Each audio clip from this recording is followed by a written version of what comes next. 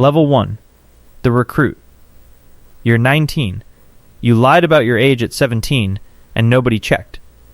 Now you're standing on a wooden pier in San Diego with a duffel bag on your shoulder, watching a gray transport ship swallow 3,000 men who all look as scared as you feel.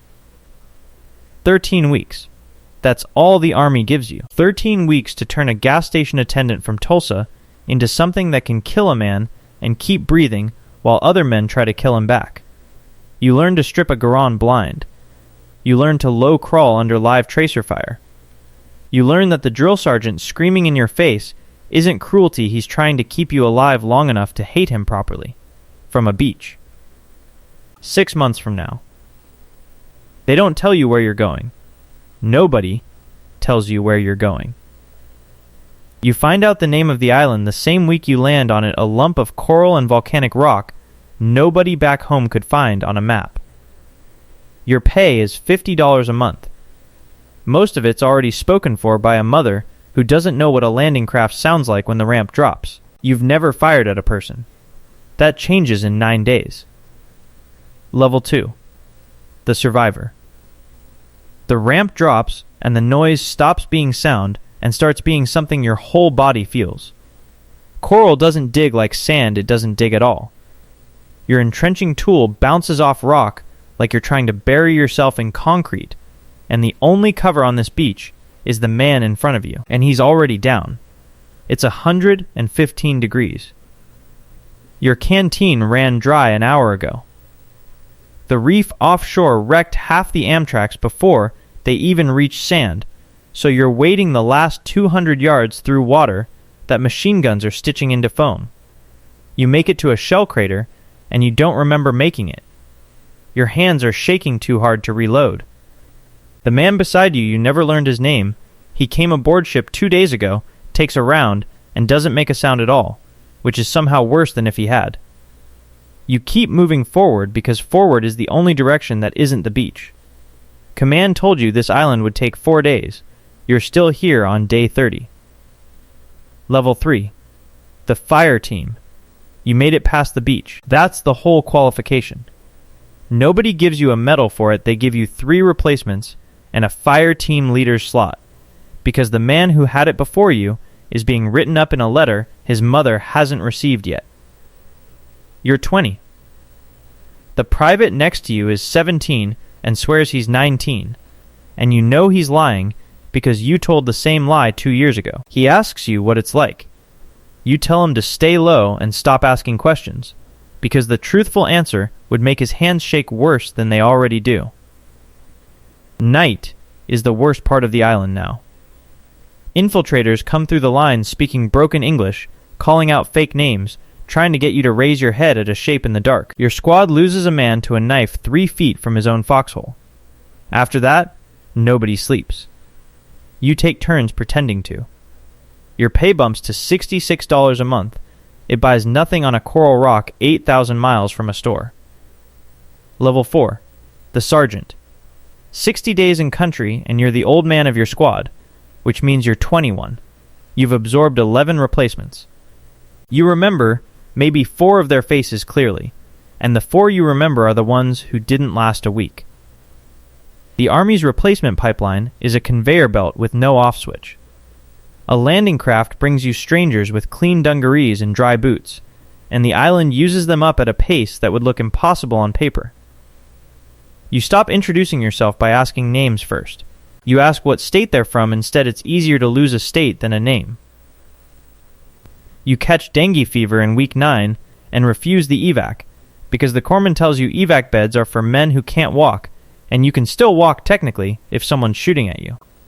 Your temperature hits 103 the same night your squad holds a ridge against a counterattack that comes screaming out of the dark in a wave that doesn't stop.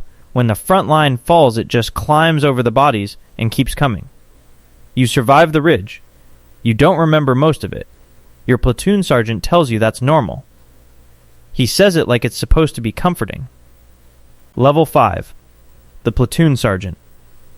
40 men are yours now, in theory. In practice, it's whoever's still standing after the resupply chopper, after the resupply boat, doesn't come for 3 days, because the sea's too rough to land it. You decide who takes point. You decide who covers the flank nobody wants to cover. Every choice is a lottery ticket you're handing to a 19-year-old. And you've gotten good at not thinking about it once you've made it, because thinking about it is how sergeants stop being useful. Combat fatigue isn't in the training manual you got stateside. Out here it has a simpler definition: the day you realize you've stopped flinching.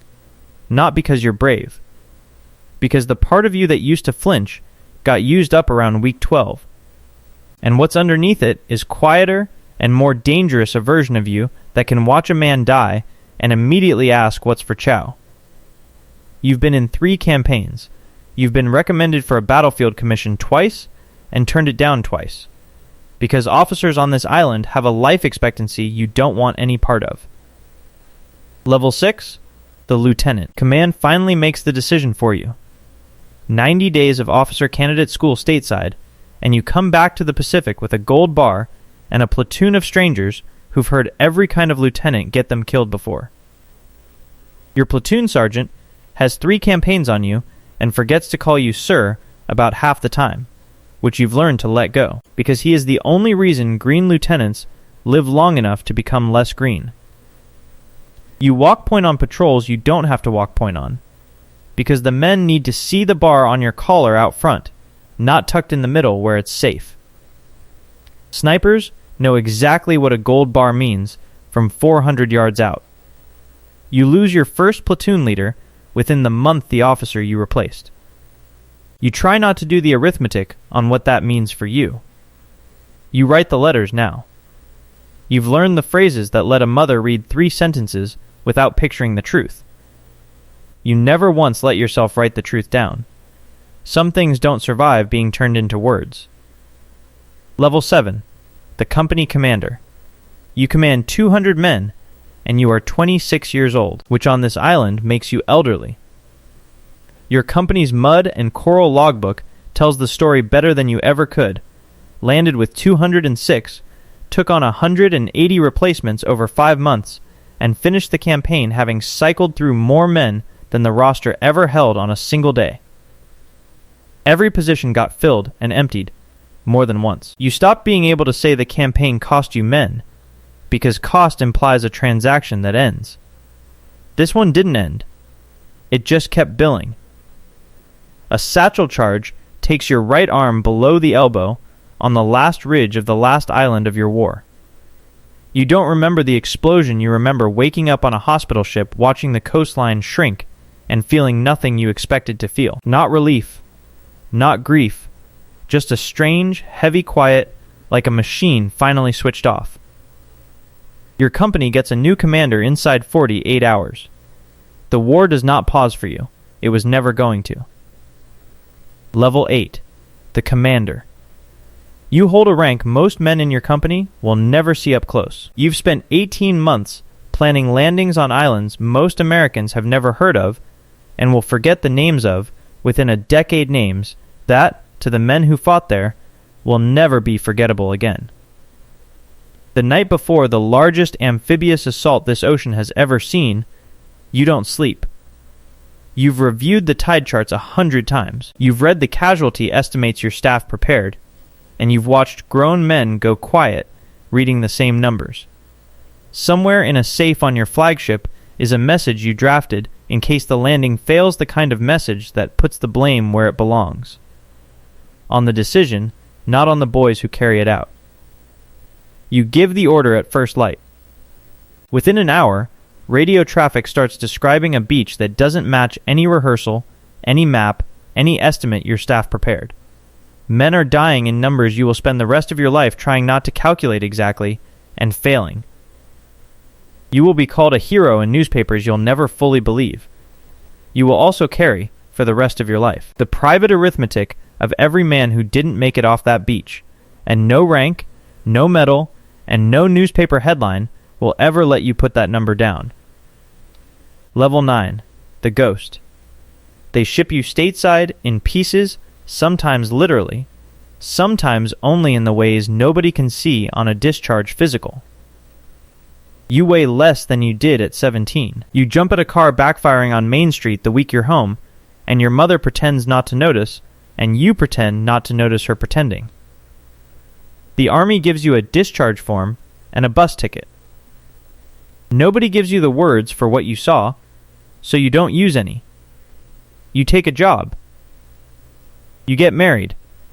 You have a son, and years later you'll hand him a rifle to go hunting, and your hands will shake in a way he's too young to understand, and you're too tired to explain. Somewhere right now, a 17-year-old in Ohio is lying about his age to a recruiter who already knows he's lying and signs the paper anyway, because the machine that ran through you needs the next name on the conveyor belt. And it has never once run out of names. The islands change. The uniforms change. The letter home never does.